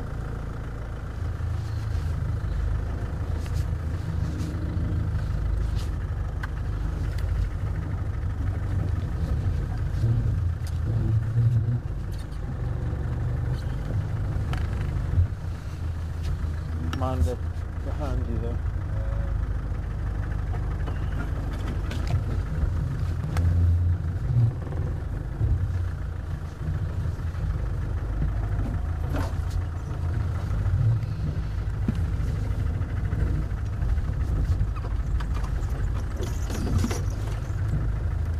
I mind if we just stand by there. See that?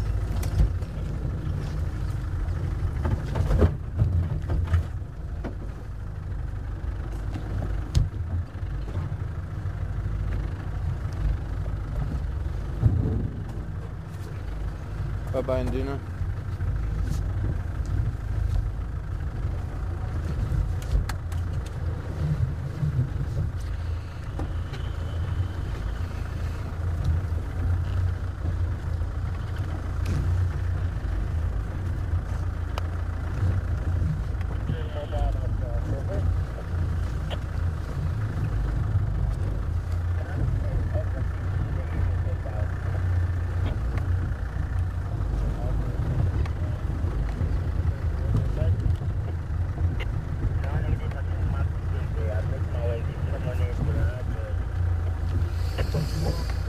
Good, and you?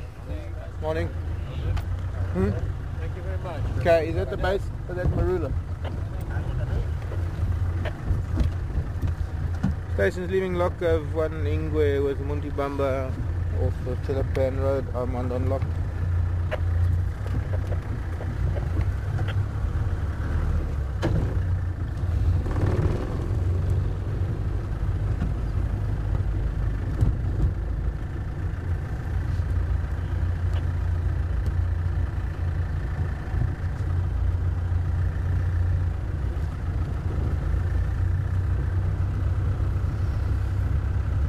Wow, didn't realize time flew by so fast.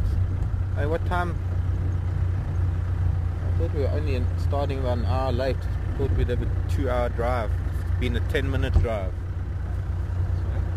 So I thought we'd have about a 2-hour drive, but it's only been about 10 minutes. What? Oh yeah, okay. Yeah. It just seems like that sometimes when something interesting, just don't have any concept of the amount of time going by. What time is it now? It's after 8:30 already. Oh really? But we'll just go along Zoe's and see what else is around.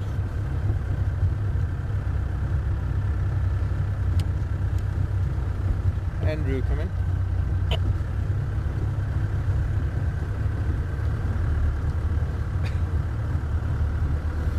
Well, I guess we're not going to find out the answer to this puzzle right now.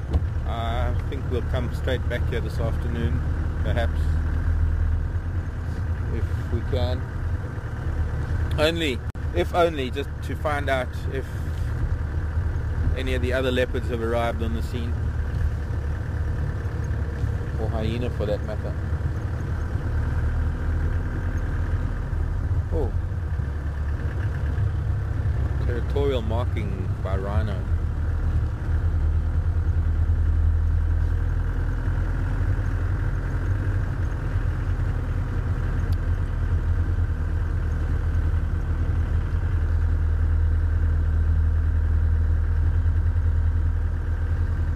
Vultures.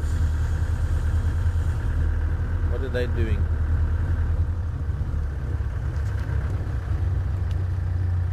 Looks like they're rising up rather than coming down.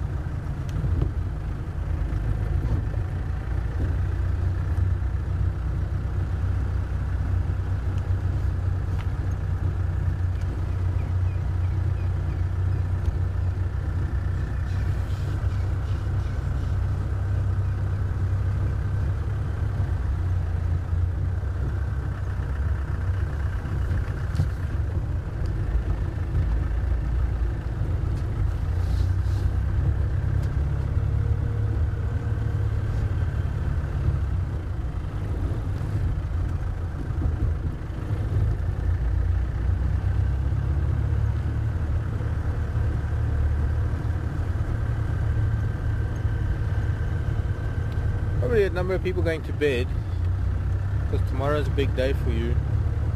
I don't know, is it a public holiday in the States? Is it today, actually today, that's Halloween? Normally the 31st, isn't it?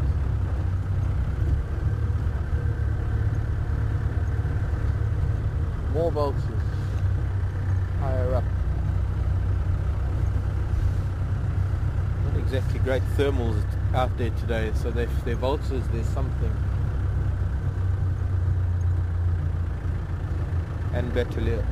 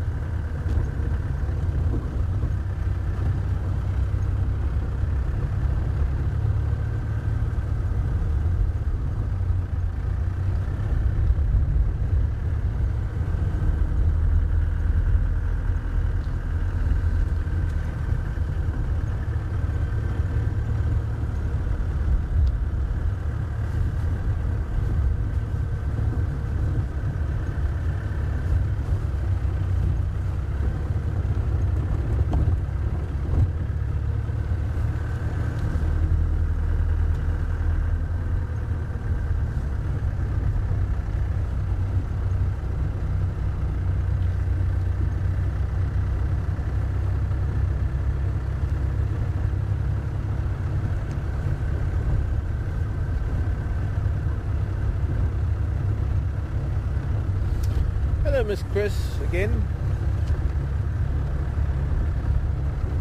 Miss Chris commenting on how relaxed they are, obviously with them growing up with the vehicles.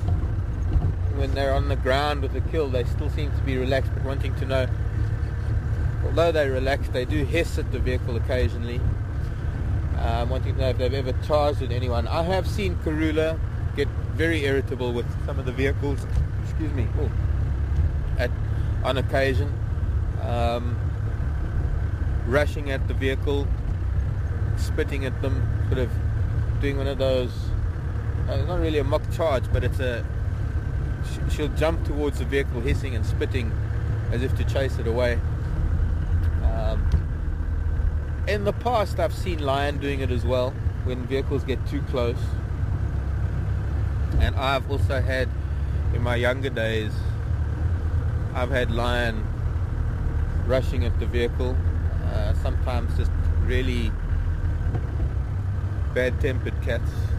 There was one lioness that used to do it quite often. She never got used to vehicles. Well, she did actually. Eventually she did. She got used to the vehicles once her cubs grew up, and they started calming her down because they became so relaxed. It was quite amazing, because that was one of those times where it was actually the reverse. It was where the youngsters calmed the mother down as opposed to the other way around. But she'd been caught in a snare, so she'd had this bad experience where a snare had cut through her neck and she had been darted and the snare had been cut off and she'd been treated. So she carried with her these memories of all of this. And for the first couple of years, at least 2 years after that incident, she was very aggressive. In fact, she was more aggressive to us in the vehicle than she was on foot. When we tried to track her on foot, she would hear us coming and she'd get up and she'd move.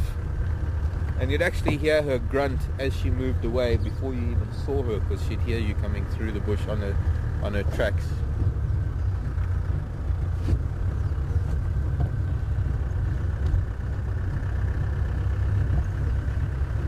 But once the boys grew up, she had she had 2 males and a female.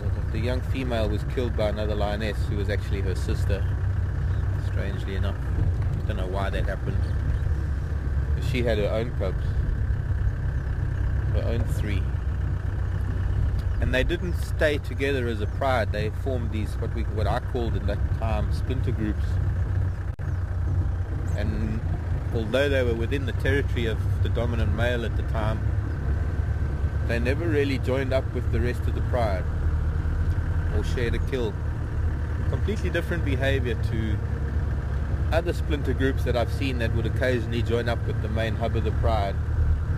So you get a variety of different configurations of prides and how they behave.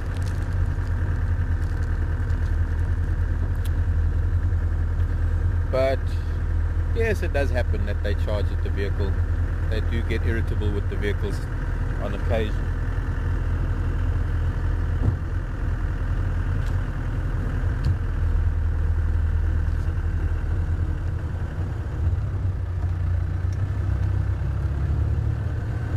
Hello. This is an interesting insect. I don't know if I'm going to be able to show it to you. It just flew into my hand.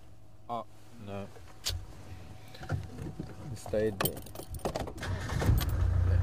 Got some very nice photos of one of those taking a dragonfly, and this last time I was on leave, incredible photos of one that took a fly right in front of my face. It's called a robber fly, and here's a flower, one of the first of its kind for the season.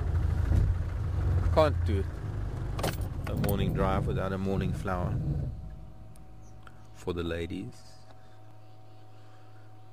The mallow family and the wild hibiscus, one of them. We get a number of varieties of this family of flowers, and soon we're going to be seeing blister beetles feeding on these flowers.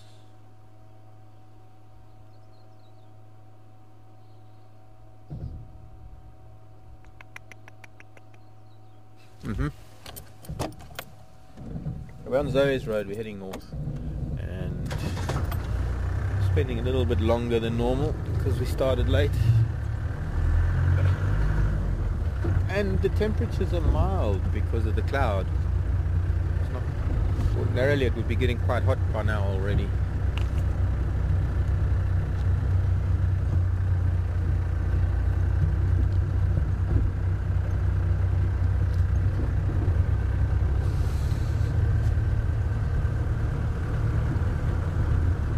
I'm seeing quite a few other flowers coming in, hypericums, and some I don't know even. Actually, obviously there's a lot I don't know. We've got to find them in the book.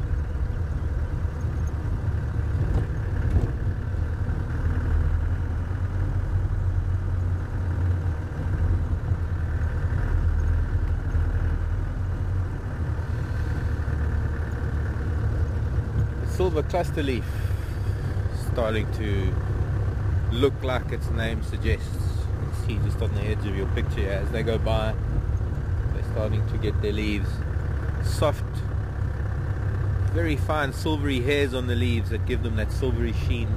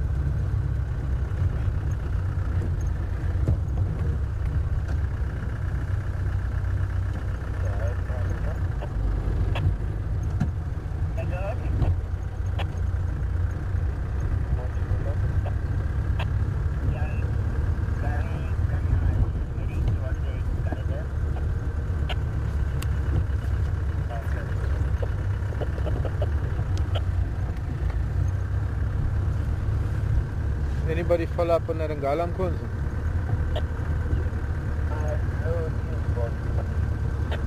Okay, thanks. We'll have to go on Aubrey's Road or something later. Maybe follow up on those lion tracks. What's that?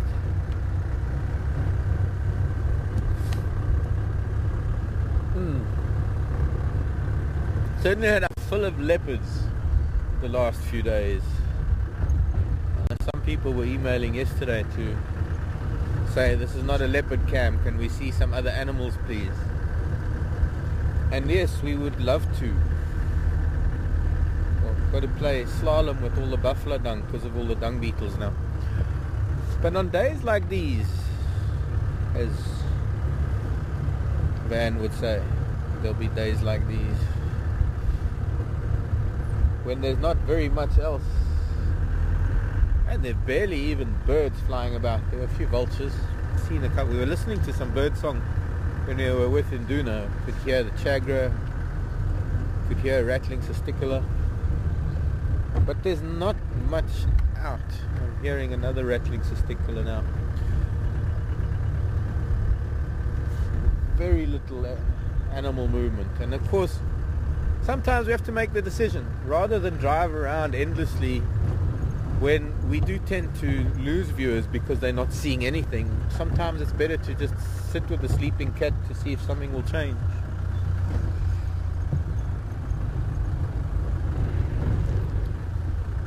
But it is time to do a drive around. I haven't been up to Bushelshoek Dam for a while. I haven't been around the cut line. I want to go up that way later today.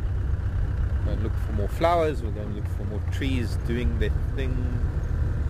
Try and find you some growing marula fruits that might be falling already because they get knocked off by squirrels and birds. And yes, it's not always animals that we're looking for. There are also all sorts of other things to be seen. And this afternoon there might very well be more happening, because during the heat of the day the sun might thin this layer of cloud, warm things up a little bit, enough for some reptiles or something to move about a bit more during the day.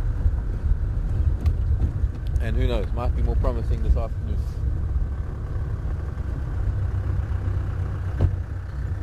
But we will check on young Induna. We'll see what progress is made there, if anything. Progress, not really the right word. Progress. There was something here this morning. The parlour was shouting. Apart from the African hawk eagles that caught something.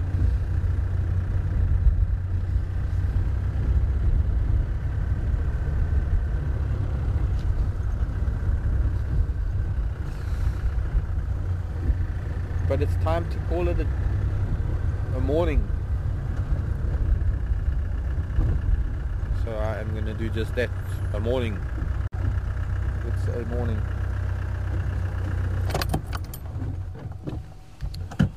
I'm hoping also that Hoodspruit will get its power back. I think they're running on generators. I'll find out after drive. I'll be phoning our internet supplier in Hoodspruit, and I'll chat with them and see where we are with that. But I'm hoping it'll all be sorted out. It's Monday morning. Businesses as usual need to operate, so I'm sure our power supply company will get that up and running. But I don't foresee any problems, and we'll be seeing you again at 4 o'clock Central African time, our time. My name is Mark. Thanks Seb and Tara and Final Control. From all of us here at Juma, we'll see you later. Bye for now.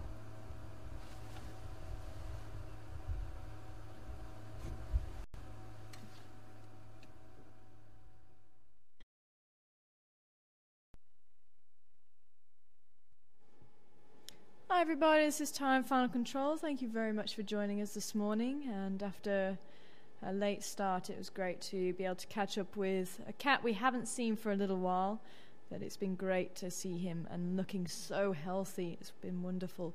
Little Induna, and I hope everybody else enjoyed it as much as we did here. And as I say, hopefully we'll be able to catch up with him again and maybe solve the mystery. Was it Induna or was it Karula who made the kill? But hopefully we will be able to solve that mystery later on this afternoon. So do join us at 4 o'clock Central Africa time, where Mark will be heading out once again with Seb behind the camera and myself back in Final Control. See you then.